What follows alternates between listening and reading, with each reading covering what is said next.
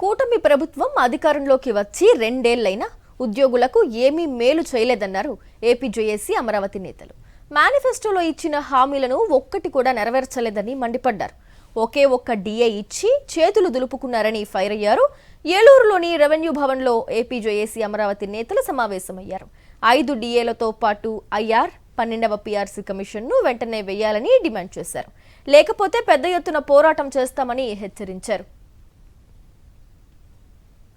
ఈ కూటమి ప్రభుత్వం అధికారంలోకి వచ్చి 2 సంవత్సరాలు అయినా కూడా ఉద్యోగులకు కానీ, ఉపాధ్యాయులకు కానీ, పెన్షన్లకు కానీ, కాంట్రాక్ట్ అవుట్సోర్సింగ్ ఉద్యోగులకు కానీ ఎవరికి కూడా మేలు చేసింది అయితే ఏమీ లేదు.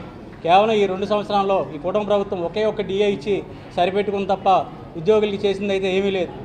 ఏదైతే వీళ్ళు మేనిఫెస్టోలు ఇచ్చిన హామీలు కూడా ఉద్యోగులకి ఒక్కటి కూడా నెరవేర్చిన పరిస్థితిలో ఉంది. దానిలో భాగంగానే ఏదైతే ఏపీజేఏసీ అమరావతి రాష్ట్ర నాయకత్వం బొప్పరాజన్న ఆదేశాల మేరకు ఇవాళ అన్ని జిల్లాల్లో కూడా డివిజన్ స్థాయి సమావేశాలు ఏర్పాటు చేసి డివిజన్ లెవెల్లో కూడా ఇది కిందకి తీసుకెళ్లే ఉద్యోగుల దృష్టికి తీసుకెళ్లే పరిస్థితిలో ఉంది. ఏదేంటంటే ఉద్యమ కార్యాచరణలో భాగంగా ఇవాళ ఏలూరు డివిజన్ సమావేశం ఏర్పాటు చేయడం జరిగింది. మరిన్ని అప్డేట్స్ కోసం ఛానల్ ను సబ్స్క్రైబ్ చేయండి. నోటిఫికేషన్స్ కోసం బెల్ ఐకాన్ పై క్లిక్ చేయండి.